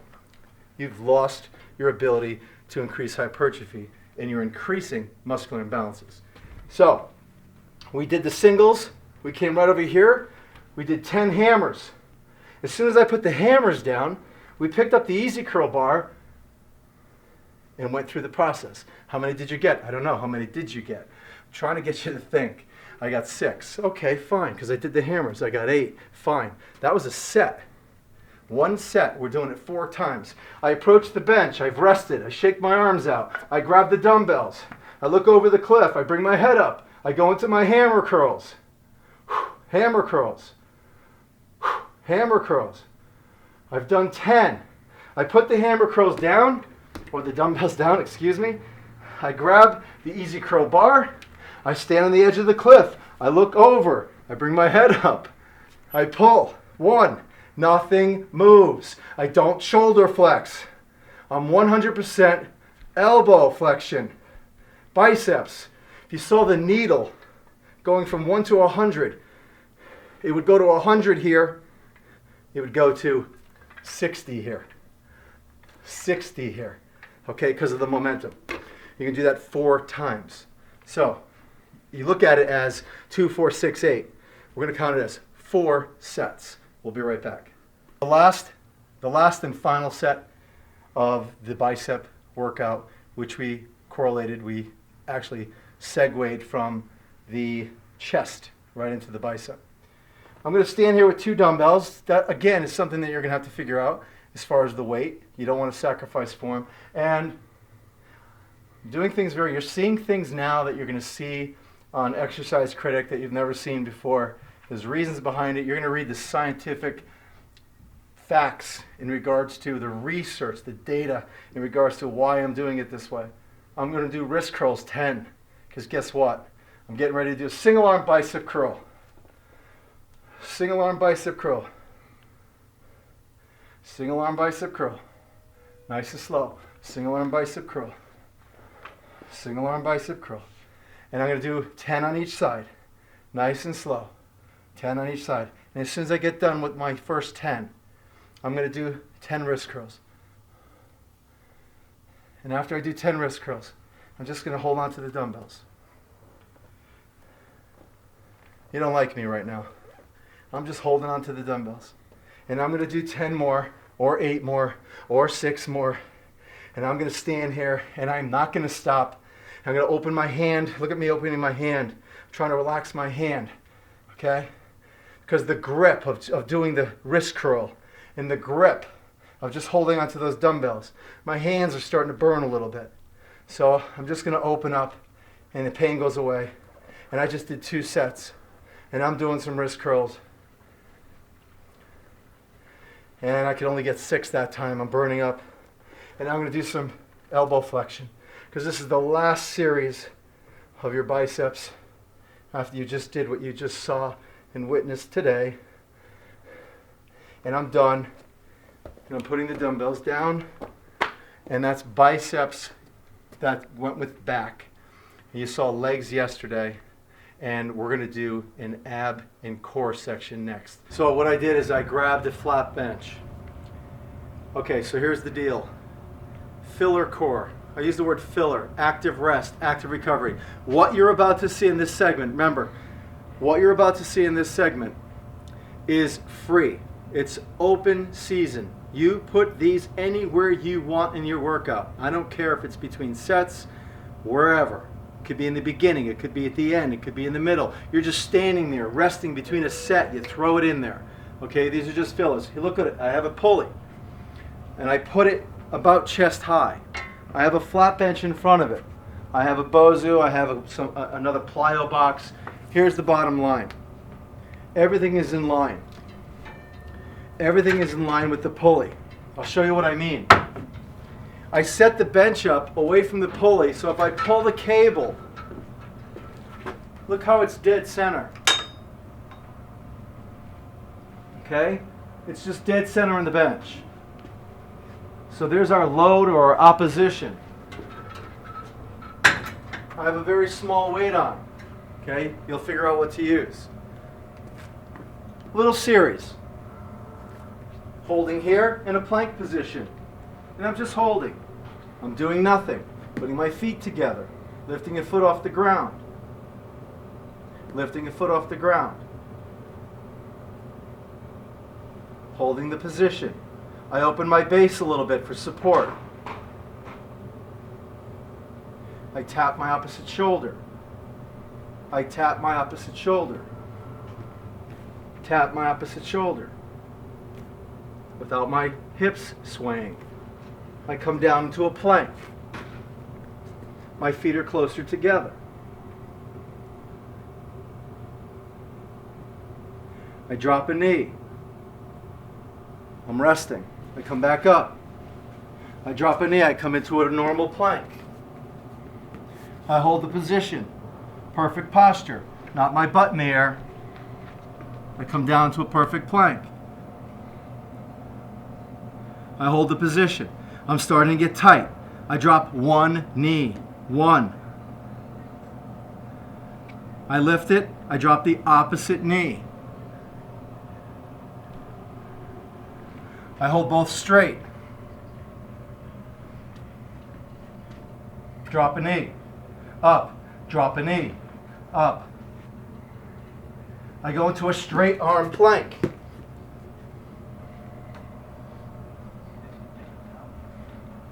I'm getting fatigued. I drop a knee. Come back up. Hold. Drop a knee. Drop both knees. Go into my plank. Drop a knee. Straight arm plank. Hold.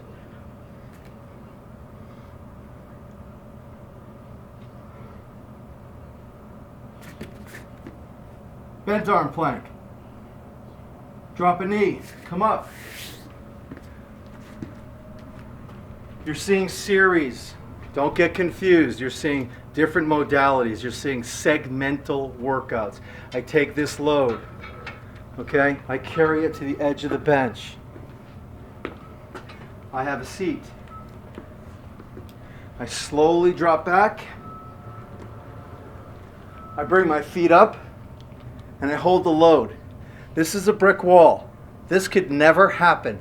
This could never happen. This is a brick wall. I'm holding statically a contraction. Going to lift my lower body to meet my fist.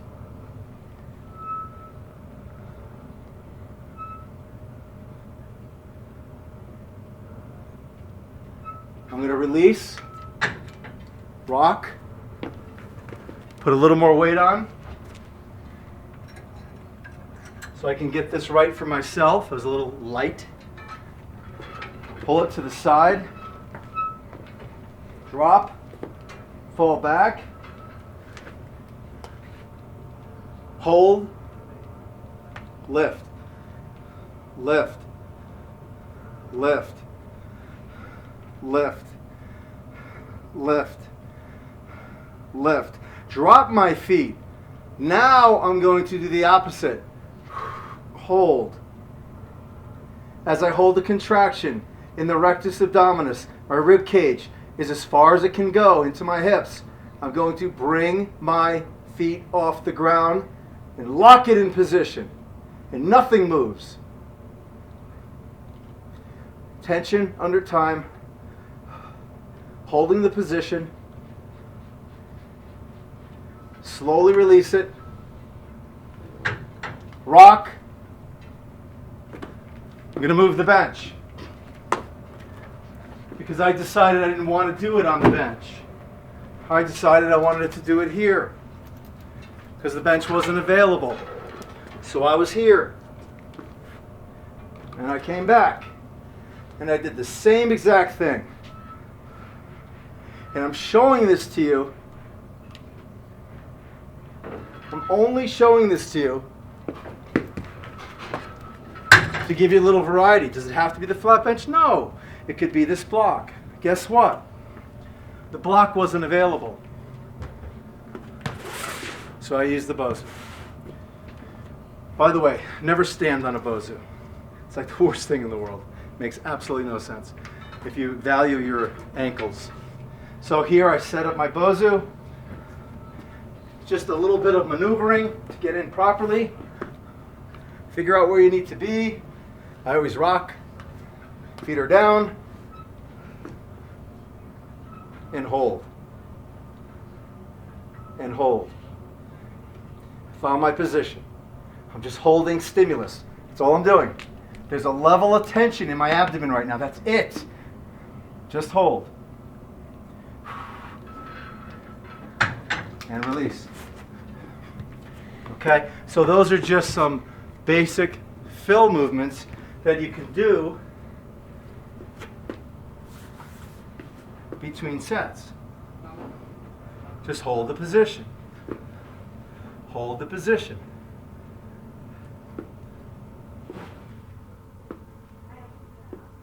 Hold the position. Drop down. Straight arm. This is actually a rotator cuff exercise.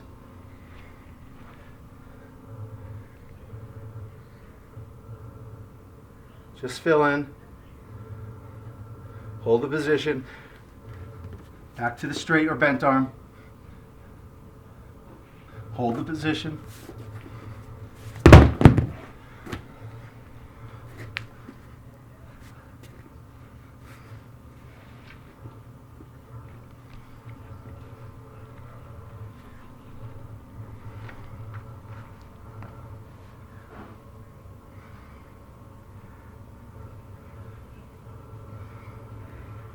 Hold the position.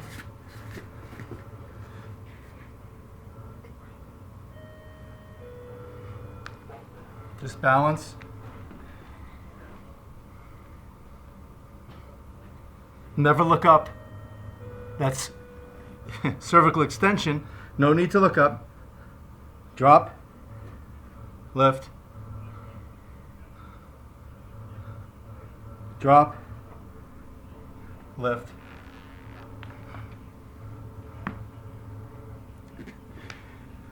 These are just, I hate to use the word core, but these are just exercises that increase intersegmental stability, okay? All along the lumbar, all along the muscles that connect block to block, all the muscles, the local muscles, the muscles that are very, very close to the spine, and that's what stability and core is all about.